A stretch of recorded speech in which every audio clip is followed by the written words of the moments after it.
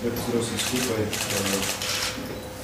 Najprej na druga informacija že naše svoje vlade. Vlada je danes obravnavala tudi dve informacijo Ministrstva za zunanje zadeve in informacijo Urada za Slovence po svetu v položaju slovenske manjšine v Italiji. Rezultat te obravnave teh informacij je dokument promemorja o položaju slovenske manjšine v Italiji, ki ga bo slovenska vlada poslala italijanski vladi in v katerem je, oziroma v kateri bo jasno izražena zahteva, da se kljub tem, da razumemo naravo varčevalnih ukrepov v sosednji Republiki Italiji, položaj slovenske manjšine zaradi tega ne sme slabšati. Gre za relativno gledano tako majhne zneske v celotnem varčevalnem paketu italijanske vlade, da ta izjemo oziroma nadomestitev teh sredstev drugih naslovov zagotovo ne bistveno biti v tem položaju nikakršen problem za italijansko vlado. Kot pa je že napovedano, vlada danes obravnava tudi spremembo zakona o javnih financah. V bistvu zakon uvaja garancije za medbančna posojila, sicer garancije za banke in garancije tudi za zavarovalnice, kar prvotno ni bilo predvideno. Zakon pa uvaja tudi možnost, da vlada hkrati, ko podeli takšne garancije, omeji ali za določen čas onemogoči izplačilo nagrad, dividend in drugih izrednih prejemkov članov uprav, nadzornih svetov in lastnikov tistih institucij, ki dobijo takšne garancije.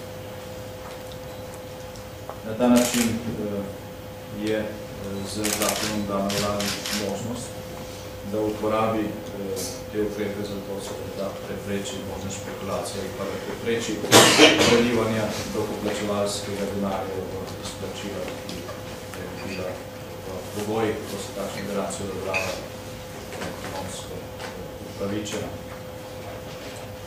Ob tem, ko je vlada razpravljala o spremembi zakona o javnih financah, je pravila tudi širšo razpravo o posledicah svetovne finančne krize, tudi na slovensko ekonomijo, na slovensko gospodarstvo.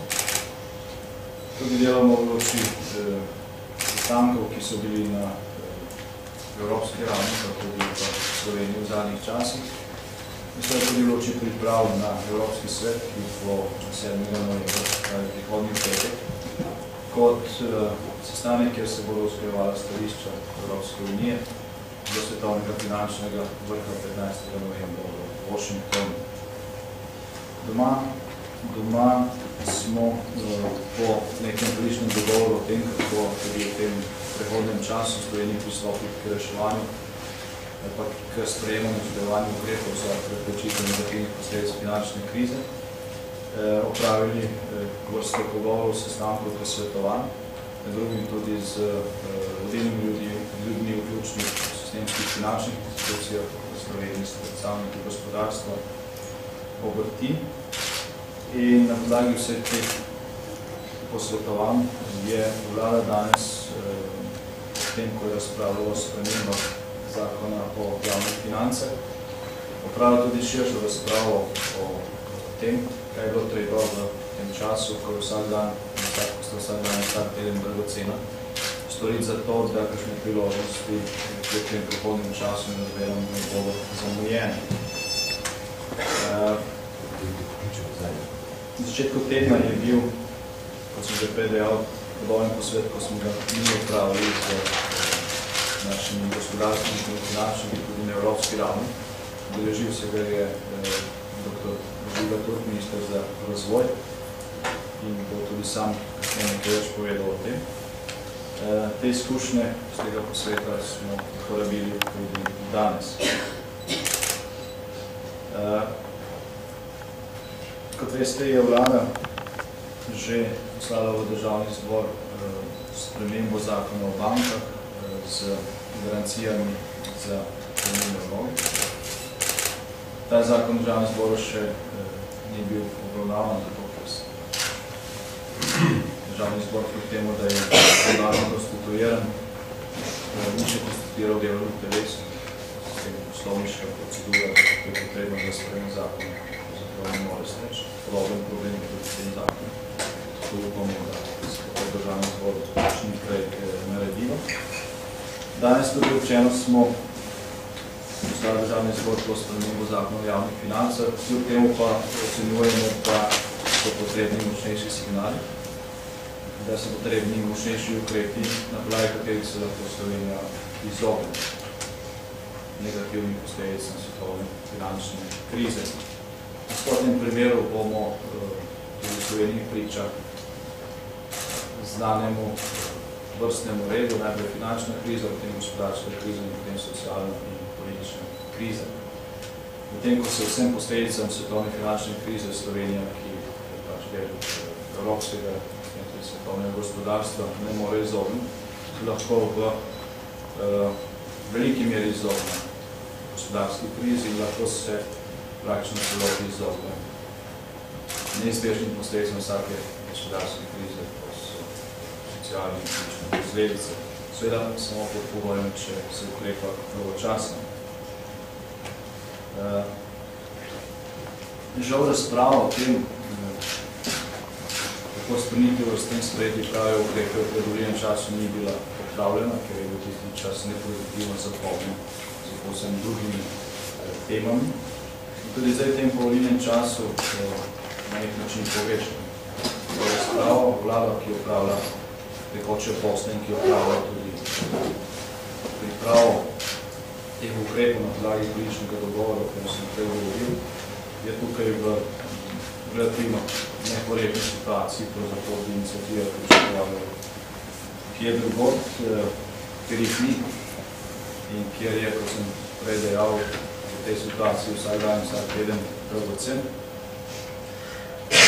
So nekateri ukrepi, so nekatere pobude nujne, zato bo vlada te razprave, ki smo jih danes začeli v tem zakonu, nadaljevala prihodnji teden. Nekateri odzivi, ki se pojavljajo v slovenski javnosti v zadnjem času in ki pravzaprav predstavljajo nek obrat nazaj v neko socialistično paradigmo delitve, ne glede na ustvarjeno, so po našem mnenju napačni. Tudi pritiski na povečanje stroškov dela in proizvodnje in socialnih transferov v tej situaciji so škodljivi. Današnji podatek o zadnji mesečni inflaciji, ki je pravzaprav ni bilo, je bila ničelna, govori o tem, da se inflacija hitro umere, kot smo napovedovali, na letni ravni je pod 5%. V Sloveniji se znižuje hitreje kot v evroobmočju, oziroma poreči v Evropski uniji, zaradi tega, ker so vplivi znanih vzrokov, predvsem cen nafte pri nas večji in ker grejo te cene na vzročne tudi inflacije, ki nas znižuje.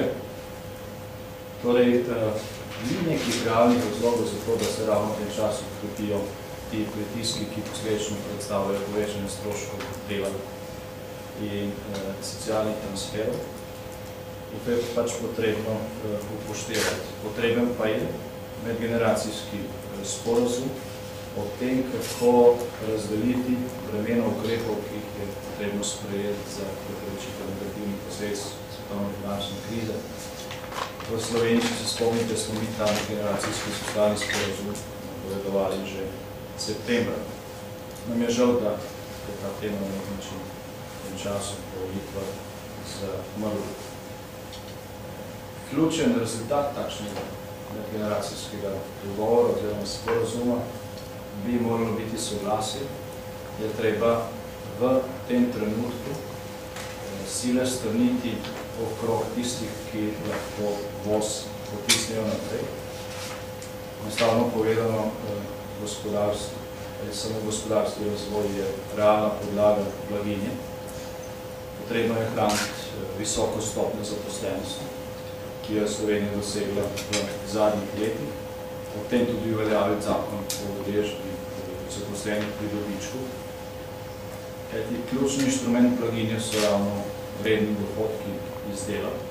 vsaj za Slovenijo, če drugih držav to velja. Kar pomeni, da je zaposlenost eden od ključnih instrumentov. Ni slučajno, da je naslov Lizbonske strategije, katero tudi Slovenija presega rastnih delovna mesta,